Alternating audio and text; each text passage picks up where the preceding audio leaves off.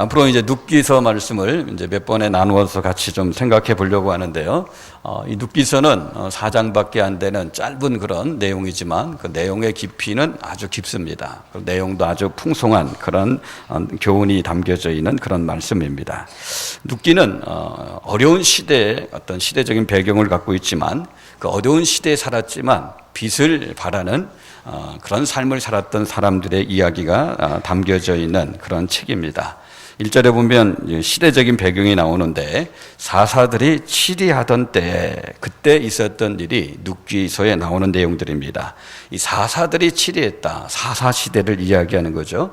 그때는 이제 왕이 없었고 백성들이 자기 소견대로 자기 마음대로 행했던 시대죠. 그래서 상당히 혼란스러운 그런 시대였습니다. 정치적으로 혼란했고 치안도 많이 불안했고 먹고 살기도 많이 힘들었던 시대가 이 눕기서 시대입니다. 한마디로 말하면 여러 면에서 어두웠던 그런 시대였습니다. 그런데 시대가 어둡다고 그 시대를 사는 사람들이 모두 다 어두운 것은 절대 아닙니다. 시대가 어두워도 그 어두운 시대에 빛을 발하는 그런 삶을 사는 사람들이 얼마든지 많이 있었습니다. 물론 대다수의 사람들은 시대가 어두우면 그들의 인생도 참 어둡게 사는 분들이 참 많죠. 교회 왔는데 예를 들어서 교회가 어둡다 그러면 자기도 어둡게 교회에 다니는 그런 분들이 참 많이 있어요. 그런데 그런 분들이 다 있는 것은 아니라고 말씀드렸죠. 어두운 시대에 별처럼 빛나는 그런 삶을 사는 사람들도 있습니다. 그런 분들이 참 귀한 분들이죠. 오늘 눕기서를 보면 그런 사람들이 몇 사람 등장합니다. 눕기서에 보면 어떤 사람들이 등장합니까? 제일 먼저 룻이 등장하죠. 룻이라는 사람이 등장합니다. 어떤 사람은 이 룻하고 이 놋하고 이렇게 헷갈리는 경우가 있어요. 룻하고 놋. 다른 사람이죠. 룻은 누굽니까? 이 눕기서의 여자 주인공으로 나오는 이방 여자죠. 놋은 누구예요? 아브라함의 조카죠. 남자예요. 그죠? 다른 사람이에요. 룻이 이 눕기서에 나오고, 또 룻만큼 또 중요한 역할을 하는 사람이 누구냐면 나오미라는 여자가 또 나오고. 여러분, 룻과 나오미의 관계가 어떤 관계예요? 며느리와 시어머니의 그런 관계죠. 그 다음에 보아스라는 그런 또 유력한 남자가 이 눕기서에 등장합니다.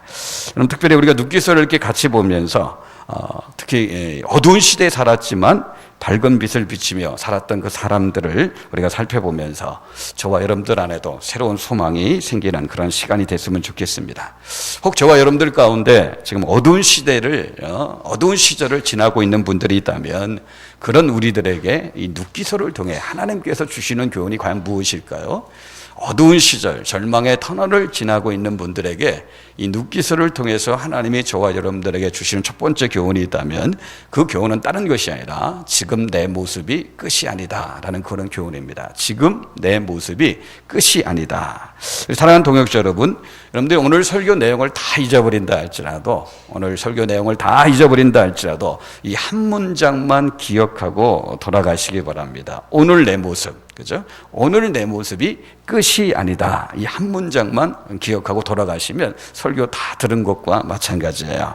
특히 힘겨운 시절을 지나고 있는 분들이 있다면, 절망과 어려움의 그런 어떤 시절을 지나고 있는 그런 분들이 있다면 그분들에게 주시는 하나님의 메시지가 바로 이 말씀입니다. 지금 너의 모습이 끝이 아니다. 그럼 살다 보면 가끔 그런 생각이 들 때가 있죠. 참 내 인생 여기서 끝나는구나. 내 인생 여기서 종치는구나. 그런 생각이 들 때가 있어요. 언제 그런 생각이 듭니까? 우리 인생이 깊은 나락으로 떨어질 때요. 그죠? 인생의 밑바닥으로 내동댕이 치진 그런 어떤 상황과 환경을 만나면 나도 알지 못하는 사이에 우리 마음 가운데 내 인생이 여기서 다 끝나는구나. 그런 생각을 가질 수가 있어요. 요즘 운전하시는 분들 참 조심해야 되죠. 이 도로가 갑자기 푹 패이는 그런 경우가 종종 있죠. 지하수를 많이 파내가지고 그렇다고 이야기하는데 갑자기 도로가 푹 패여가지고요. 이 깜깜한 데 운전하다 보면 거기에 그냥 차가 그냥 곤두박질 치면서 거기에 이렇게 걸려가지고 막 차가 뒤집어지는 그런 경우도 종종 생기는 것을 보게 되어져요. 근데 여러분들 도로만이 그런 게 아니라 우리 인생도 푹 패인 도로처럼 정말 어떻게 인생이 푹 패여가지고 그 밑으로 어떻게요? 우리 인생이 낭떠러지 같은 곳으로 떨어지는 그런 경험을 할 때가 있어요. 그때 우리에게 드는 생각이 뭡니까? 내 인생 여기서 끝나는구나. 그죠? 내 인생 여기서 볼장 다 보는구나. 참 허망하구나. 그런 생각을 가질 수가 있어요. 그런 생각이 들 때 하나님께서 저와 여러분들에게 주시는 말씀이 뭐냐면 지금 내 모습이 끝이 아니다. 그 말씀을 저와 여러분들에게 하시는 거예요. 오늘 본문 말씀 보세요. 정말 힘겨운 인생을 살고 있는 한 사람이 나오는데요. 누가 봐더라도 참 이 사람의 인생은 다 끝났구나 이렇게 인정할 수밖에 없는 그런 상황 가운데 놓여진 한 사람이 등장합니다. 누굽니까? 누구죠? 나오미라는 그런 여자예요. 누도 그렇지만요, 오늘은 이 나오미에게 초점을 맞춰서 하나님의 말씀을 좀 생각하려고 하는데, 룻기서의 주인공은 룻이지만 이 나오미서다라고 부를 정도로 이 나오미라는 여자는 정말 굴곡이 많고 파란만장한 그런 인생을 산 그런 여자입니다. 나오미의 인생을 보면 정말 어떻게 해요? 깊은 낭떠러지에 떨어져 있는 그런 어떤 인생 같다는 느낌을 가질 수가 있어요. 우리가 오늘 1절에서 5절까지 내용을 읽었는데 여러분들 처음에는 나오미가 괜찮았어요. 괜찮은 인생을 살았습니다. 인생 초반부에는 나름대로 그런대로 어떻게 해요? 괜찮은 그런 인생을 산 사람이 나오미였어요. 듬직한 남편을 만났고 그 남편을 통해서 아들들을 낳고 괜찮고 유복한 그런 어떤 환경에서 이 여자가 삶을 살았어요. 그런데 어느 날 이 여자의 삶에 인생의 폭풍이 불어닥치기 시작한 거죠. 인생의 폭풍을 경험한 사람들은 다 알겠지만요, 이 인생의 폭풍은요, 우리 인생에 불어닥치는 인생의 폭풍은요, 한 번 불기 시작하면 인정사정 없이 분다는 거 우리가 잘 알고 있죠. 이 여인의 폭풍은 흉년으로 시작되어집니다. 이 당시에는 농사 짓고 살던 그런 시대였는데 몇 해 동안 흉년이 든 겁니다. 어느 해는 너무나 심한 그런 흉년이 든 거죠. 도무지 먹고 살 수 없는 그런 상황과 환경에 들어가게 된 거예요. 동네 사람들도 이제 하나둘 자기가 살던 삶의 터전을 뒤로하고 다른 곳으로 이주하기 시작했는데, 이 나오미 가정도 버티다가 결국에는 버티지 못해서 옆 나라 모압이라는 그런 나라로 지금 이민 가고 있는 그런 모습이 성경에 지금 본문에 기록되고 있어요. 그럼 지금이야 다른 나라로 이민을 간다 그러면 큰 꿈을 갖고 가는 그런 경우가 많지만, 이 당시에 이민 간다는 것은 내가 살고 있는 삶의 터전에서 도저히 먹고 살 길이 없기 때문에, 도저히 헤어나올 길이 보이지 않기 때문에, 너무나 깜깜하고 너무나 힘들기 때문에 이민 가는 겁니다. 뭔가 길이 있어 가는 게 아니라, 물론 이렇게 이민 갈 때 그나마 남아있는 그런 재산을 이렇게 정리해가지고 갔기 때문에 그 이민 간 그 땅에서 초기에는 그런 대로 견딜만하게 살았을 겁니다. 그런데 이민 가서 사건이 하나 터지죠. 어떤 사건이 터집니까? 그나마 자기가 믿고 살았던, 듬직하게 믿고 의지하고 살았던 남편이 죽는 겁니다. 그럼 배우자의 죽음의 충격, 이거 엄청나다는 거 우리가 잘 알고 있죠? 배우자의 죽음이 그에게 다가왔어요. 근데 그 충격도 시간이 지나다 보니까 이게 이제 점점점 이게 엷어지는데, 그러다 보니까 또 아들 둘이 있었는데 아들들이 결혼까지 하니까 그나마 그 충격이 조금 가시는 그런 어떤 상황 가운데 있다가 갑자기 또 어떻게 해요? 두 아들이 이제 죽기 시작합니다. 큰 아들이 또 죽고 두 번째는 이제 둘째 아들이 죽습니다. 배우자의 죽음도 엄청난 충격인데 이 자식들의 죽음은 더 엄청난 충격으로 다가올 수밖에 없는 거죠. 이 5절밖에 안 되는데요, 이 5절 안에 드리워져 있는 이 여인의 인생을 보면 정말 깊은 나락으로 떨어지고 있어요. 인생의 밑바닥으로 내동댕이 치고 있는 그런 모습을 보게 되어집니다. 여러분들, 이 나오미가 남편 죽고 나서 자기 두 아들이 죽은 그날 저녁에 무슨 생각을 했을 거라고 여러분들 생각합니까? 만일 저와 여러분들 이런 상황 가운데 있다면, 내게 아들이 둘이 있는데 두 아들이 죽었다. 그날 저녁에 우리가 무슨 생각을 했겠습니까? 내 인생 이제 다 끝났구나. 내 인생 여기서 다 종쳤구나. 아마 그런 생각을 충분히 했을 것입니다. 그런데 하나님께서 그때 나오미에게 들려주는 음성이 뭐예요? 나오미야, 지금 내 모습이 끝이 아니다. 지금 내 모습이 끝이 아니라, 그렇게 지금 말씀을 하시는 거예요. 나오미는요, 자기 인생이 그걸로 끝인 줄 알았어요. 그래서 이 나오미는 고향에 돌아가면서 제일 먼저 한 일이 뭐냐면 동사무소 들려서 이름 바꾸는 일부터 한 겁니다. 물론 그 당시에 동사무소 있는 게 아니고 우리가 이름을 바꾸려면 동사무소 가잖아요. 그래서 이 나오미라는 사람이 빌어먹어도 고향 가서 좀 빌어먹어야 되겠다. 타국 땅에서 빌어먹으면 더 비참하니까 내가 고향 땅에 가서 빌어먹어야 되겠다. 그런 마음을 갖고 고향에 돌아가면서 동사무소 들려서 이름을 바꾸는 겁니다. 이름을 어떻게 바꿉니까? 1장 20절 읽지 않았지만요, 1장 20절 보면요, 나오미가 그들에게 나오미에게 이르되 나를 나오미라 부르지 말고 나를 마라라 부르라. 이래 전능자가 나를 심히 괴롭게 하셨음이니라. 자기 이름이 나오미입니다. 나오미. 그 나오미인데 나를 나오미라 부르지 말아라. 이제 내 이름을 바꿨으니까 마라라 부르라. 그렇게 이야기합니다. 그럼 나오미라는 이름의 뜻이 뭡니까? 여러분들 그 나오미라는 그 이름, 특별히 20절 우리가 아까 읽었지만 그 앞에 19절에 보면 나오미라는 이름의 일자 옆에다가 아라비아 숫자로 일자가 쓰여 있을 거예요. 여러분들의 성경에 그게 있습니까? 성경에 일자가 쓰여져 있죠? 그 밑에 보면 그 1이라는 거기에 무슨 뜻으로 써 있어요? 밑에 보면 희락. 나오미의 이름이 뜻이 뭐예요? 희락이라는 뜻이에요. 기쁨이라는 뜻입니다. 자기 이름이 희락과 기쁨이라는 뜻이에요. 아버지가 나오미의 이름을 지어줄 때 내 딸은 이 세상 살아갈 때 기쁨으로 살았으면 좋겠다. 기쁨 가운데 살았으면 좋겠다. 희락을 누리면서 살았으면 좋겠다라고 해서 이름을 뭐라고 지었어요? 희락이라고 지은 거죠. 우리식으로 얘기하면 뭐 김기쁨, 뭐 이기쁨, 뭐죠? 박기쁨, 뭐 그렇게 져줬다는 거예요. 근데 사람들이 자기 이름을 부르는데 기쁨씨, 기쁨씨, 기쁨씨라고 이름을 부르는데 그걸 견디지 못하는 거예요. 재산 다 날렸죠. 남편 죽었죠. 두 아들 죽었죠. 기쁠 일이 하나도 없는데도 불구하고 사람들이 자꾸 자기 이름을 부를 때마다 기쁨씨, 기쁨씨, 기쁨씨 부르니까 이거 뭐 염장 지르는 것도 아니고 신경질이 나는 거죠. 화가 나는 거예요. 그래서 자기 이름을 뭘로 바꿨다고요? 마라라고 바꾼 거예요. 마라라는 이름의 뜻이 뭡니까? 고통, 괴로움이란 뜻이죠. 그러니까 뭐 김기쁨에서 이제 어떻게 김고통으로 바꿔본 거예요. 그죠? 이기쁨에서 뭐 이괴로움 이렇게 바꿔버린 거예요. 자기 이름을 바꿔버리는 그런 일을 한 겁니다.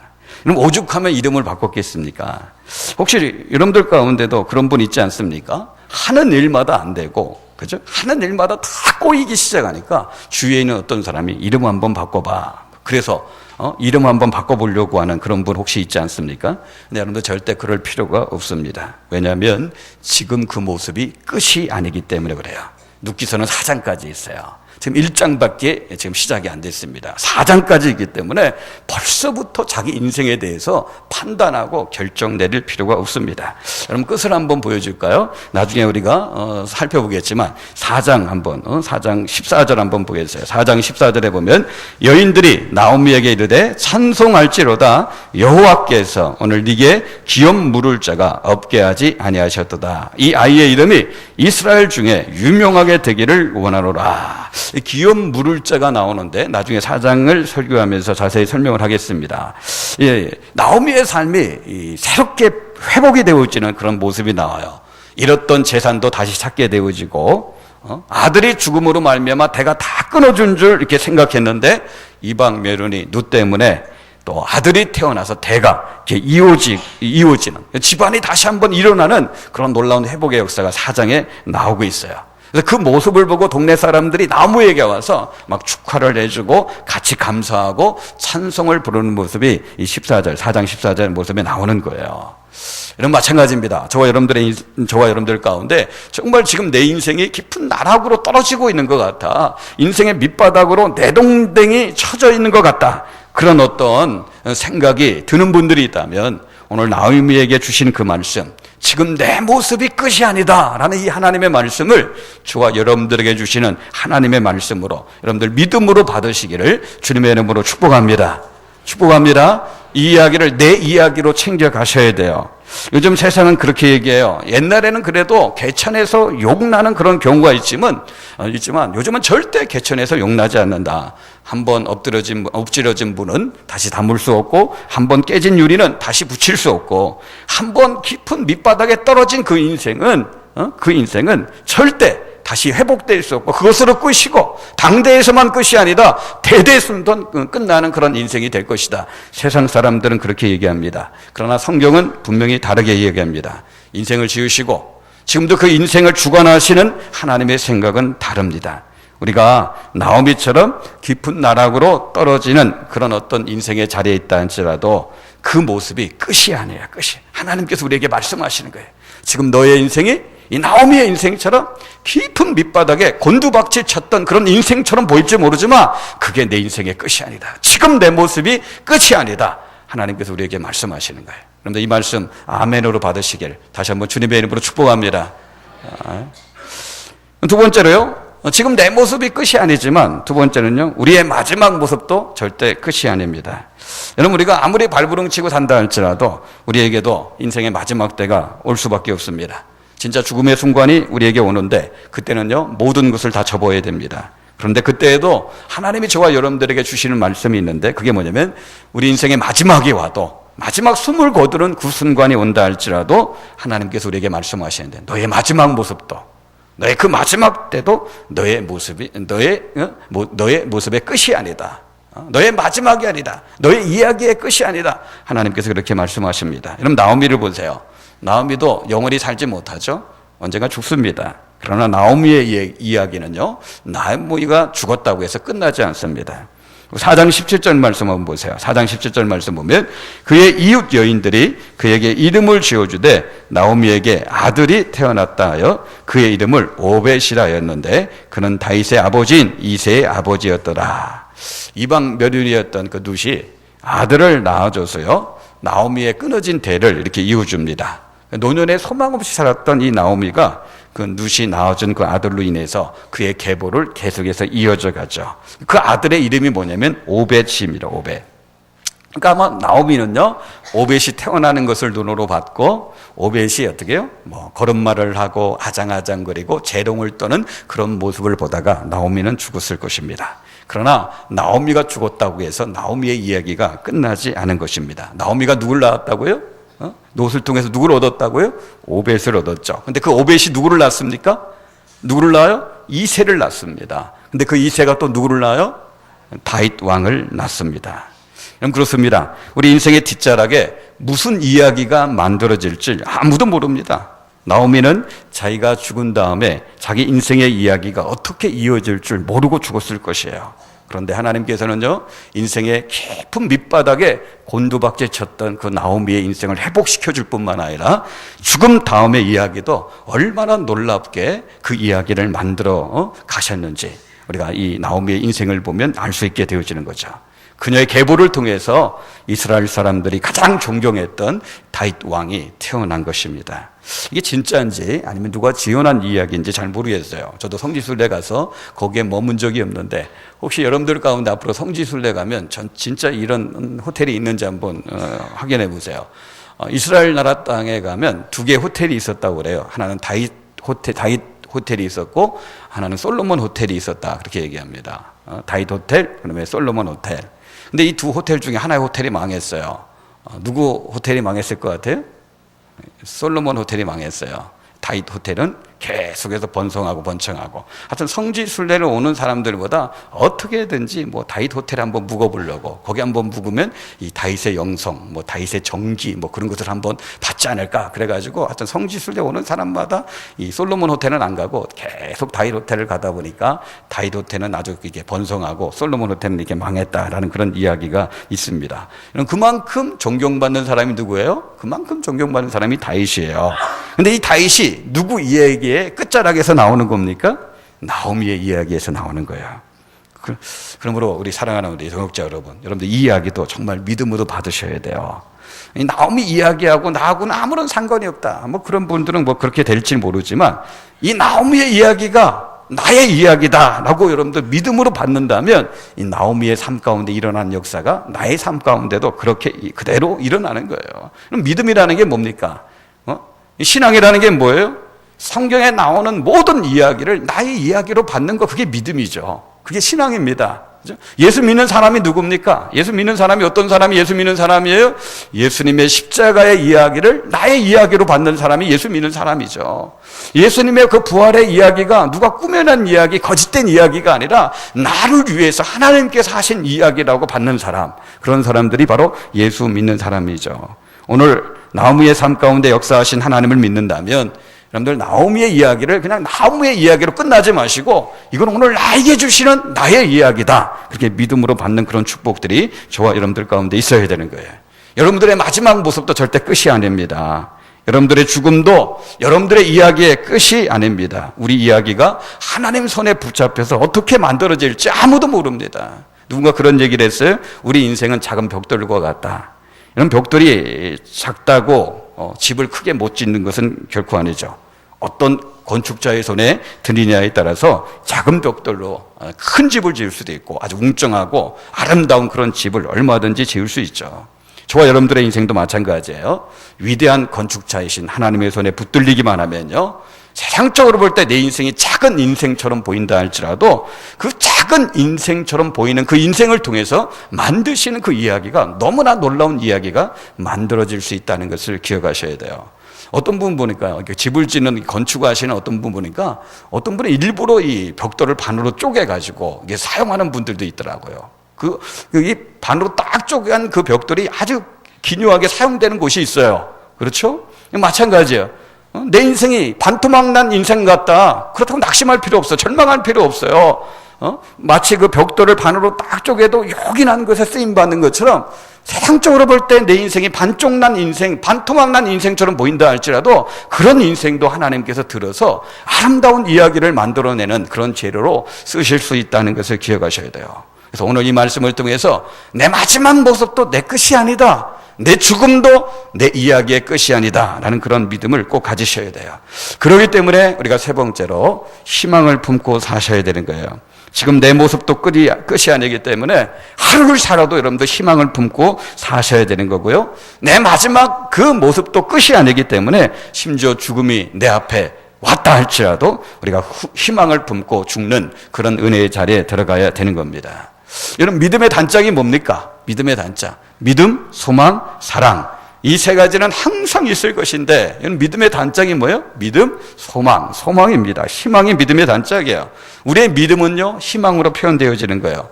희망의 사람이, 그 사람이 곧 믿음의 사람인 거예요. 어떤 면에서는요, 나오미는 귀한 믿음의 사람이 아니죠. 남편이 죽었다고 해서, 아들 둘이 죽었다고 해서 당장 동사무소에 가서 자기 이름을 바꾸지 않습니까? 기쁨, 희락이 아니라 고통, 괴로움이라고 이름 바꾸지 않습니까? 내 팔자가 이런 팔자인데 무슨 내 이름이 기쁨이냐, 희락이냐, 난 고통이다, 괴로움이다. 그렇게 이름을 바꾸는 그런 모습을 볼 때, 낙심하고 절망하는 그런 모습을 볼 때, 믿음이 좋은 그런 인물은 아니죠. 근데 오히려 그런 모습 자체가 우리에게 위로가 되죠. 그렇게 믿음이 약한 사람도 하나님께서 그런 인생을 통해서 너무나 아름다운 이야기를 이어가시는데, 하물며 저와 여러분들도 얼마든지 어떻게 해요? 우리가 희망을 가질 수 있고 소망을 가질 수 있는 거 아닙니까? 그럼 나오미는요, 믿음 면에서 본받을 만한 사람은 아닙니다. 그런데 성경에 보면 정말 본받을 만한 사람이 하나 등장합니다. 정말 숱한 절망 속에서도 인생이 계속 밑으로 내동댕이 쳐지고 곤두박질 치는데도 불구하고 끝까지 희망을 버리지 않고 살았던 우리가 본받을 만한 사람이 하나 등장하는데, 그게 누구냐면 요셉이라는 사람이죠. 나오미가 고생 참 많이 했지만 요셉도 나오미보다 훨씬 더 많은 고생을 한 사람이죠. 일찍 사랑하는 그 어머니를 잊는 그런 고통을 겪었죠. 계모 밑에서 온갖 눈치 보면서 자랐어요. 계모도 한 명이 아니라 몇 명이에요? 3명이 되죠. 3명의 계모 밑에서 이 눈치 저 눈치 보면서 요셉이라는 사람이 자랐죠. 결국 나중에 어떻게 합니까? 배다른 형제한테 미움을 받게 되어지고, 배다른 형제한테 팔려가지고 애굽의 종으로 팔려가지 않습니까? 종으로 팔려가도, 여러분, 그 당시의 종은 지금 이렇게 우리가 생각하는 그런 수준의 그런 어떤 노예들, 그런 종이 아닙니다. 그건 사람이 아니에요. 물건입니다. 그런 종으로 팔려가지고 정말 죽을 똥 살똥하면서 정말 몇 년 동안 고생해가지고 겨우 이제 인정받는 자리에 딱 올라갔는데, 또 어떻게 됩니까? 억울한 누명을 줘서, 그 누명도 참 수치스러운 누명이죠. 강간미수범이라는 그런 어떤 누명을 줘서 10년 넘게 감옥에서 고생하는 그런 자리에 들어갔던 사람이 요셉이죠. 그런데도 참 귀한 것은요, 요셉은요, 자기 인생이 계속 밑바닥으로 떨어지고 곤두박질 치고 계속해서 밑바닥으로 내려가는데도 불구하고 요셉은 끝까지 희망을 놓지 않았어요. 끝까지 희망을 품고 살았어요. 지금 내 모습이 끝이 아니다. 내가 지금 어떻게 미움을 받지만, 내가 지금 종으로 팔려가지만, 내가 억울한 누명을 써서 감옥에 들어가서 고생하고 있지만 지금 내 모습이 끝이 아니다. 내 이야기는 여기가 끝이 아니다 하면서 끝까지 희망줄을 붙잡고 살았던 사람이 요셉이라는 사람입니다. 그럼 죽을 때도 마찬가지입니다. 자기 이야기가 죽음으로 끝나는 거라고 절대 생각하지 않았어요. 그래서 요셉은 죽을 때 어떻게 합니까? 죽을 때 어떻게 하죠? 자기 형제들을 부릅니다. 그리고 형제들에게 유언을 해요. 유언할 때 뭐라고 유언합니까? 앞으로 당신들이 이곳에서 이제 몇백 년 동안 하나님이 정하신 기간 동안 당신들이 여기서 이제 종살이 하지만 그러나 결국 하나님께서 약속하신 대로 당신들을 이제 약속의 땅 가나안 땅으로 인도해 줄 것이다. 내가 여기서 죽어서 지금은 어쩔 수 없이 내 뼈를 이곳에 묻지만 하나님이 정하신 그 때가 돼서 당신들을 약속의 땅 가나안 땅에 인도에 들어갈 때 이곳에 묻혀 있는 나의 뼈를 어떻게 해요? 가지고 약속의 땅에 꼭 들어와 달라. 그런 어떤 부탁의 말, 그런 유언의 말을 하고 있는 모습이 창세기에 등장합니다. 그럼 그게 뭡니까? 요셉은요, 끝까지 희망을 놓지 않은 거예요. 자기 이야기가 죽음으로 끝난다고 생각하지 않은 거예요. 그죠? 자기 이야기가 죽음으로 끝나는 게 아니라 죽은 그 다음에도 자기 이야기는 계속해서 이어진다고 믿고 있는 거예요. 왜냐하면 하나님이 살아계시기 때문에. 살아계신 그 하나님을 통해서 자기 이야기가 죽음으로 끝나는 게 아니라 죽는 자기의 모습, 자기 뼈가 자기 유골이 애굽 땅에 묻히는 그것이 끝이 아니라 그 다음에 계속해서 하나님의 이야기가 이어진다는 것을 확실했기 때문에 자기 형제들에게 그런 유언의 말을 부탁하게 된 것입니다. 정말 축복합니다. 요셉과 같이 희망의 사람들이 다 되시길 주님의 이름으로 축복합니다. 축복합니다. 예, 정말 요셉과 같은 희망의 사람이 되셔야 돼요. 여러분, 절망은 아무나 할 수 있습니다. 절망은 아무나 할 수 있어요. 상황을 파악할 줄 아는 사람이라면 누구든지 절망할 수 있습니다. 그러나 희망은 믿음이 있어야 됩니다. 여러분들 혹시 이번 명절에 했는지 안 했는지 모르겠어요. 때가 되면 명절 때마다 계속 반복해서 보여주는 그런 영화 가운데 반지의 제왕이라는 그런 영화가 있는데 혹시 보신 분 있습니까? 어린아이들도 볼 수 있는 그런 영화고 우리 어른들도 또 재미있게 볼 수 있는 그런 영화인데 그 모티브 자체를 성경에서 끄집어 온 그런 영화이기 때문에 그걸 이렇게 보다 보면 성경적인 교훈도 우리가 많이 받을 수 있어요. 하여튼 명절 때마다 반복해서 계속 해주는 건데 이번 명절에는 해줬는지 안 했는지 잘 모르겠어요. 혹시 여러분들 가운데 본 사람이 있는지 모른다면 그 내용을 한번 기억해 보세요. 이제 전쟁이 이렇게 벌어졌는데 거기에 이제 아라곤 왕이 이제 등장하죠. 그때 백성들과 거기에 이제 나오는 그 소년이 이제 벌벌벌 떠는 거예요. 적군이 이제 쳐들어오는데 아군의 숫자는 그 적군의 100분의 1도 안 돼요. 엄청난 그런 적군들이 밀려오는데 아군의 그 숫자는 남녀노소 다 동원해봤자 100분의 1도 안 되는 거죠. 그러니까 이렇게 두려워서 벌벌 떨고 있는 거죠. 그때 이 아라곤 왕이 벌벌 떨고 있는 그 소년을 향해서 한 유명한 대사가 한마디 있습니다. 그 대사가 뭐냐면 희망은 언제나 있단다. 희망은 언제나 있단다. 그리고 희망은 언제나 믿는 자의 편에 있단다. 그런 말을 합니다. 희망은 언제나 있다. 희망스러울 때만 희망이 있는 게 아니에요. 모든 희망이 다 사라진 절망적인 상황에 있다 할지라도 희망은 언제나 있는 거예요. 그리고 그 희망은 언제나 믿는 자의 편에 있다. 아주 중요한 그런 말을 하는 겁니다. 여러분, 사업이 잘 안 풀릴 수가 있습니다. 자식들이요, 속을 썩일 수가 있어요. 일들이 내가 원하는 대로 계속해서 풀리지 않을 수가 있습니다. 인간관계가 꼬이고 계속해서 꼬일 수 있어요. 이런 것들이 우리 앞에 너무나 절망적인 그런 현실로 다가올 수 있어요. 그러나 여러분들 기억하십시오. 그런 절망적인 현실 앞에서도 분명한 사실 한 가지가 있어요. 사업이 안 되는 분명한 현실, 내 마음대로 일이 되지 않는, 안 풀리는 그런 분명한 현실, 가족들이 힘들게 하는 그런 분명한 현실, 인생이 풀리지 않고 꼬이기만 하는 그런 분명한 현실. 그러나 그런 현실에도 너무나 분명한 사실 한 가지가 있는데 하나님이 살아계시다는 거죠. 아멘? 네? 아멘? 하나님은 살아계시는 거예요. 그죠? 살아계신 그 하나님이 나와 함께 하시는 거고, 함께 하신 하나님이 나를 도와주신다는 거. 그 절망적인 현실 앞에도 너무나 분명한 사실이 바로 이 사실입니다. 우리의 사업이 안 되는 것이 현실이다 할지라도, 집안일이 안 풀리고 내가 하고 있는데 안 풀리는 것이 현실일지 모르지만 요셉의 삶을 이끄셨던 그 하나님, 나오미의 삶을 이끄셨던 그 하나님이 살아계시고 그 하나님이 함께 계시고 나를 도우신다는 것도 너무나 분명한 사실이라는 그런 믿음을 우리가 갖고 있으셔야 돼요. 그래서 어떻게 해요? 우리는 언제나 희망을 품고 살아야 되는 거예요. 희망은 언제나 있습니다. 희망은 언제나 있어요. 그리고 그 희망은 언제나 믿는 자의 편에 있는 겁니다. 이런 말씀을 맺습니다. 그럼 나오미의 얘기를 나에게 주시는 말씀으로 믿음으로 받으시기 바랍니다. 지금 힘겹고 어려운 상황에 처해 있다고, 그럼 그 모습이 절대 끝이 아닙니다. 지금 1장이에요. 1장. 앞으로 4장까지 가려면 아직도 많이 남았어요.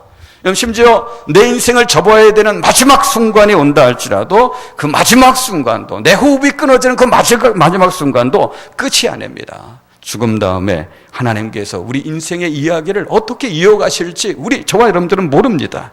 지금도 끝이 아니고 마지막 순간도 끝이 아닙니다. 희망은 언제나 있습니다. 그리고 희망은 언제나 믿는 자의 편에 있습니다. 그러므로 저와 여러분들은 살아도 희망을 품고 사셔야 되는 겁니다. 믿음 갖고 희망을 품고 사셔야 되는 거고, 죽을 때도요, 마지막 우리 호흡이 끝나는 그 시간이 우리에게 다가올 때도 우리는 끝까지 믿음을 갖고 희망을 품고 죽음을 맞이하시는 하나님의 사람들이 다 되시길 주님의 이름으로 축복합니다. 기도하겠습니다.